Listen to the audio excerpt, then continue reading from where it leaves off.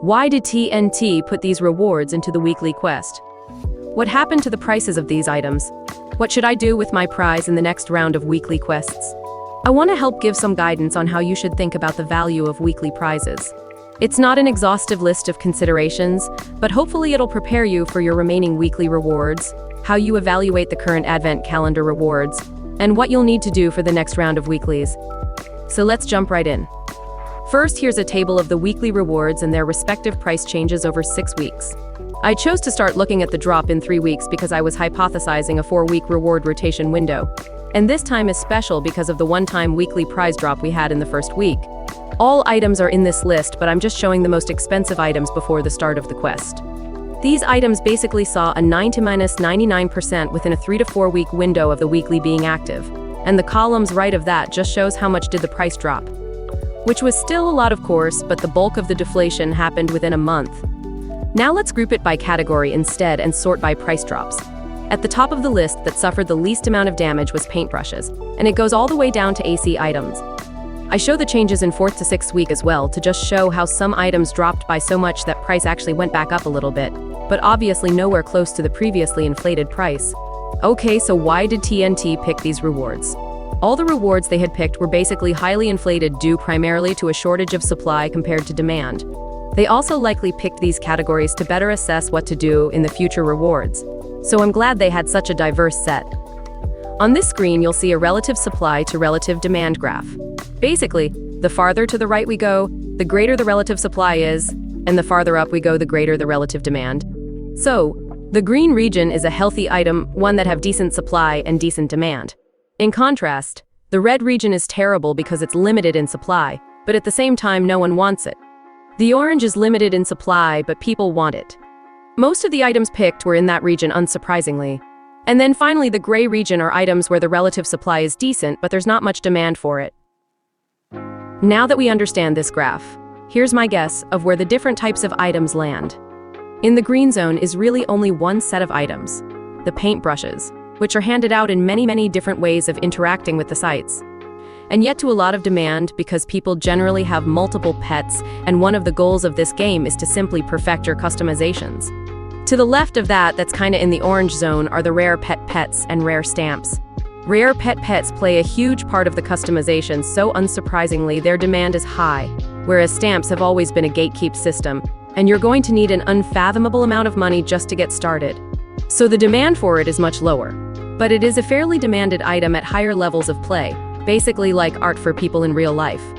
These items are still restockable, albeit very rare and difficult to land in the hands of legitimate players. A bit lower are the morphing potions, though this does depend on the morphing potions. Some are only from random events and some are restockable.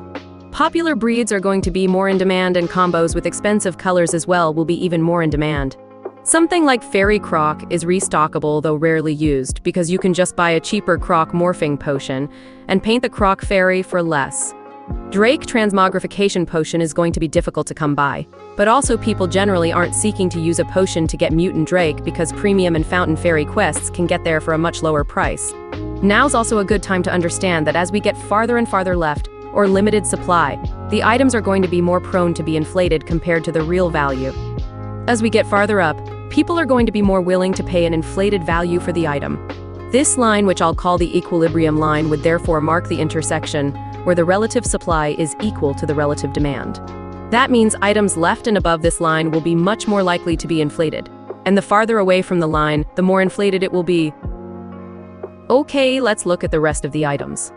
The set of Battledome items released were very limited and quite powerful. But also Battledome only serve as a simple daily for almost all active players, and these items were never necessary to complete that task. So not much of a demand there. Of course, unless the item is the second best weapon in the whole game, then the demand is definitely there. I just wanted to include the seasonal attack P in here. It is not a weekly reward, yet collectibles like the dolls and consumable items like books and gourmet food are still in the restockable range.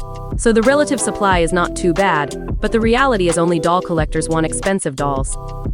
And most people do not interact with the book awards or the gourmet food awards. The one significant use of these items were to pay Judora at high levels for a chance of the wand.